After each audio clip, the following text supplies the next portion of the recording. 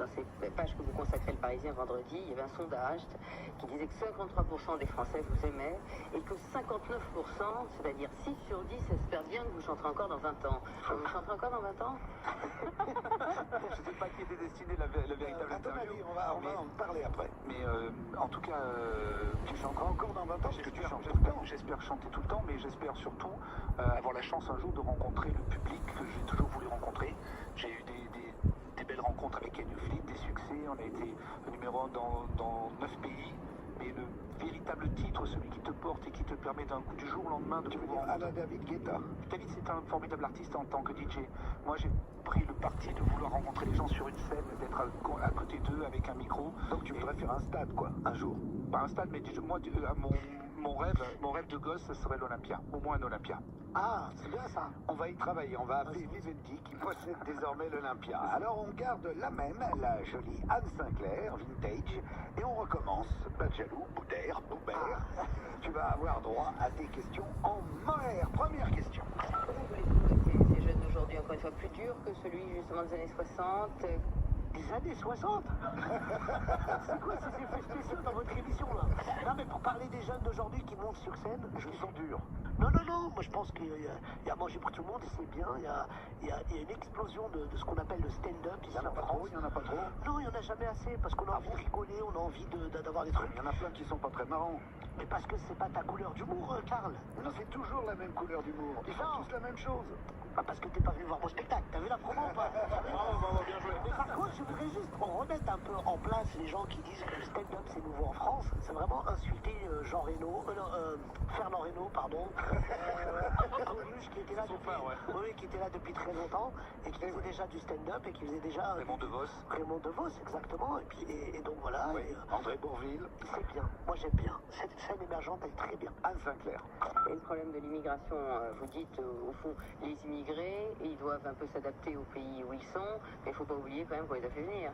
Si, eh bien, je crois qu'elle parle à Sarkozy. Moi, je ne suis pas immigré. Je suis fils d'immigré, mais je suis français.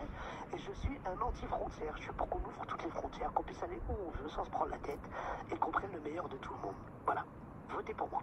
Vous disiez au fond le tiers-monde, c'est bien, on s'occupe du tiers-monde, mais s'il y a le tiers-monde chez nous, vous n'iriez quand même pas jusqu'à dire qu'il faut augmenter encore les impôts. Mais mais j'ai jamais dit ça, moi, tu vas te calmer, hein, je connaissais bien ton mari, hein. Bon. Non, le tiers-monde, c'est pas bien. Moi, je suis pour que tout le monde mange, tout le monde boit et tout le monde soit heureux. Mais est-ce qu'il faut augmenter les impôts? Hein? Je sais pas, moi je les paye mes impôts, je les paye en France. Mais en fait, je les paye parce que je rends ce qu'on m'a donné quand j'étais petit. Je suis content quand je vais à l'hôpital, que tout soit bien. Je suis content quand je prends ma route, que l'autoroute soit bien. Donc je suis content de payer mes impôts. Merci Boudère. Europe 1. Des tontons flingueurs, Karl Zéro, de l'actu, des jeux et de la bonne humeur. C'est votre programme, même le week-end, sur Europe 1 à partir de 16h.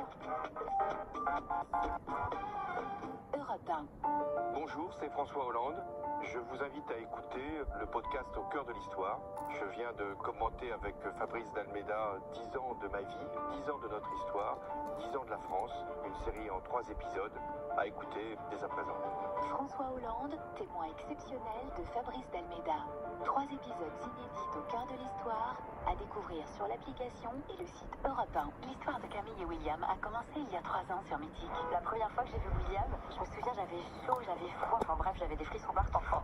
Tu parles, t'avais surtout la grippe le jour de notre premier rendez-vous. Oui, c'est vrai. D'ailleurs, c'est la première chose qu'on a partagée. Comme les 8 millions de couples qui se sont rencontrés sur Mythique, téléchargez l'appli et rencontrez des célibataires prêts à s'engager. Plus de détails sur mythique.fr.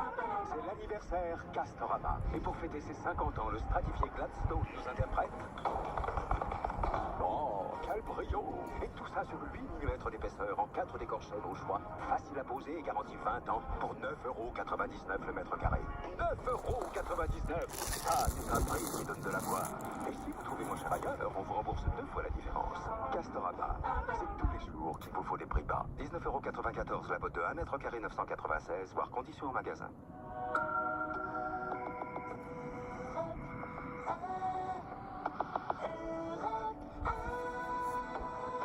Et on retrouve Car 0 pour la dernière partie de son jeu. C'est une rediffusion, bien sûr. C'est deux tontons flingueurs, l'humoriste Boudère et le DJ Jean Rock s'affrontent sur une épreuve musicale.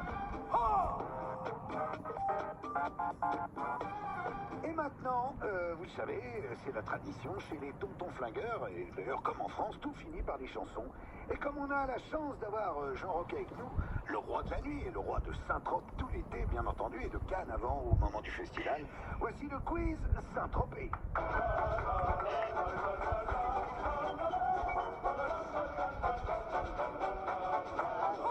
Alors je vais vous lancer un extrait. Et vous me donnerez l'interprète de la chanson. J'aurais bien demandé le titre, mais comme il y a Saint-Tropez dedans à chaque fois... Attention, c'est assez difficile, et ça va se terminer vraiment en chanson, c'est-à-dire que vous chanterez. Premier extrait. Au village des romances. Sheila. Village des romances. Si je dis rien, c'est que c'est pas ça. Vous pouvez gueuler autant que vous voulez. Hein. Vous avez droit à toutes les réponses du monde. Miu Miu. Non, oui, pourquoi pas. Maïté aussi, si tu veux. Ah, Michel Thor. Michel Thor, oui, pourquoi pas. Comme un panier sous son anse. Comme un panier. Eh ouais, non mais je comprends que... Elle a le même prénom que le vrai prénom de Sheila, justement. Balance. Ah, petit indice, t'as dit ça. Annie Philippe. Balance. Bonne réponse. Restons concentrés. Moi qui croyais passer l'été à Saint-Tropez, Eh ouais. décontracté. Un homme qui plaisait énormément aux femmes dans les années... Renou avec les... Non, Sacha Distel. Rouleau et essuie-glace. François de Guest. François de Guest. François Duguet. Je suis en forme, hein. C'est très très bon, hein. Oh là là, mais Très en forme. moi, avant de répondre ça, faut m'opérer des amygdales. Il y a des trous partout et on... Une boutade. Bon, en partant, j'ai croisé. Oh, I'll be patient, but just know that there's no way that anybody else could love you like I love you.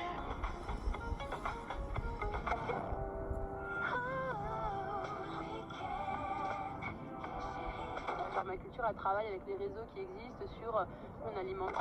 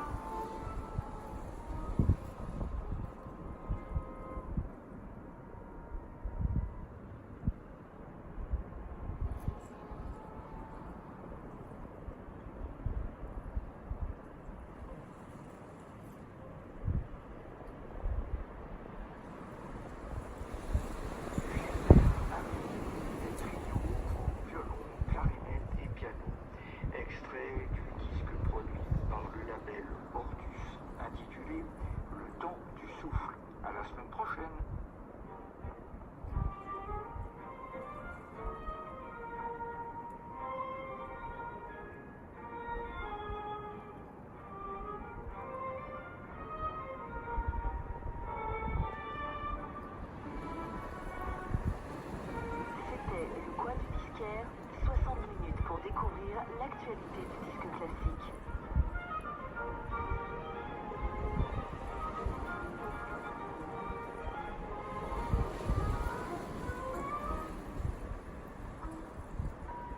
Avec Radio Intervalle, c'est pour la vie.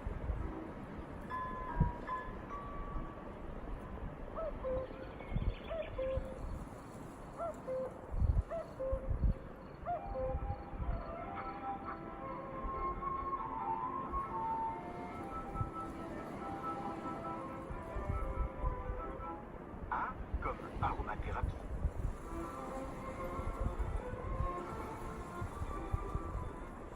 Michel Vanov, bonjour. Bonjour. Vous êtes spécialiste en connaissance des huiles essentielles de plantes, commercialisées d'ailleurs dans la région depuis de nombreuses années. Vous donnez beaucoup de conférences, travaillez également avec le Parc national des Cévennes et bien d'autres spécialistes. Aujourd'hui, nous allons parler de l'angélique. Alors, je vois que vous m'avez apporté deux extraits d'angélique différentes. Alors, je vois l'une Angélica archangélica, c'est très joli.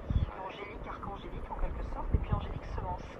Présentez-nous ces deux produits. Alors l'angélique, c'est une des plantes qu'on va voir surtout dans le nord de l'Europe. On peut le trouver en sauvage dans certains massifs, moins dans le sud de la Méditerranée. Donc, ça ressemble à quoi comme plante? Alors c'est une apiacea, c'est une plante qui peut atteindre 2-3 mètres de haut, avec des grosses fleurs blanches. Et donc c'est impressionnant de voir des champs cultivés. Donc là où j'habitais en Belgique, c'était connu pour être une région d'angélique qui donnait une meilleure qualité d'huile essentielle de racines d'angélique d'ailleurs. Et c'était très très beau à voir. Par contre, quand on se promenait dans les champs et avec le soleil, ce sont des feuilles qui sont phototoxiques. Donc faire la récolte de l'angélique, il faut toujours le faire avec plein de vêtements et des gants. Donc ça... Oh là là. Et qu'est-ce que ça veut dire phototoxique? Alors ça veut dire que quand on touche des feuilles ou des parties de plantes, et donc il y a quelques traces sur la peau, que le soleil peut donner des réactions allergiques, on peut dire, mais des sensations de brûlure et jusqu'à des vraies brûlures.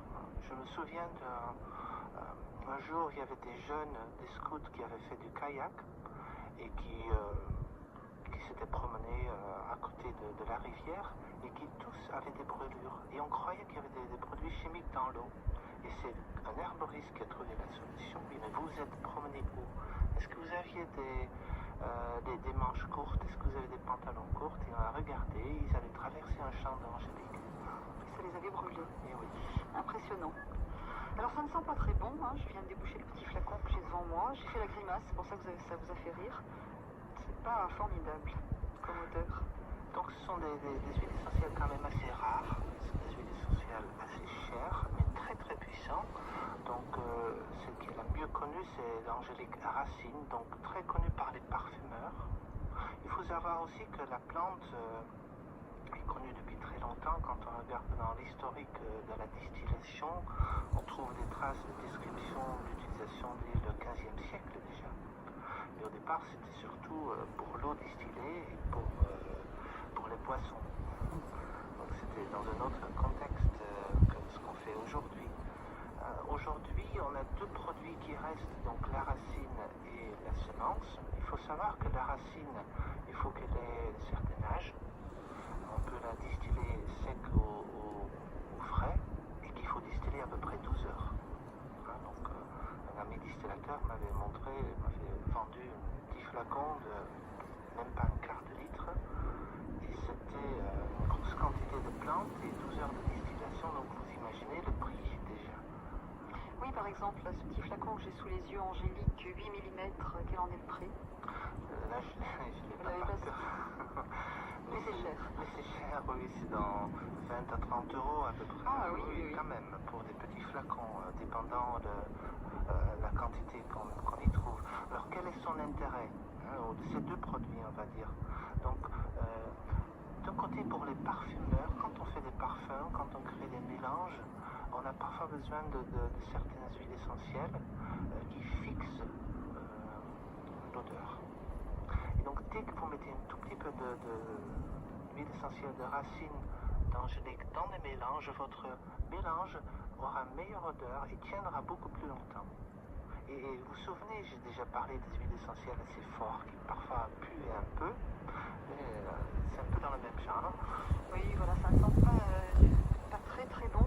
Alors donc on sait qu'au niveau de la parfumerie, ça va servir à être une espèce de parfum de fond sur lequel les autres odeurs bien plus agréables vont pouvoir tenir en quelque sorte. Je vous propose qu'on se retrouve dans une émission prochaine pour parler d'autres utilisations de l'angélique. Je vois notamment sous les yeux vous avez apporté un petit flacon. Deuxième qui est de Angélique Semence. Angélique Semence pour huile de massage aux huiles essentielles. C'est une possibilité justement d'utiliser l'angélique. Donc le temps qui nous est imparti tire à sa fin. Donc l'angélique, une plante qui peut occasionner des brûlures. Est-ce qu'on en trouve ici dans la région?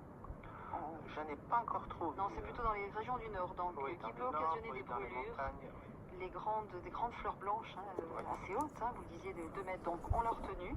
On sait aussi qu'on va le trouver dans les parfums, comme fond en quelque sorte de parfum. La semaine prochaine, amis auditeurs, nous parlerons de l'angélique semence et pourquoi pas également de ces complexes, de ces mélanges avec pourquoi pas aussi des huiles de massage en huile essentielle.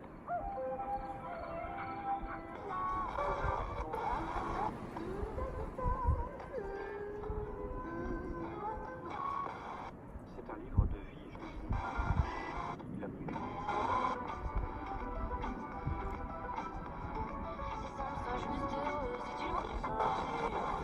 Tu sais, la danse, pas au doigt, ni au 2, ni au 3, ni au 5.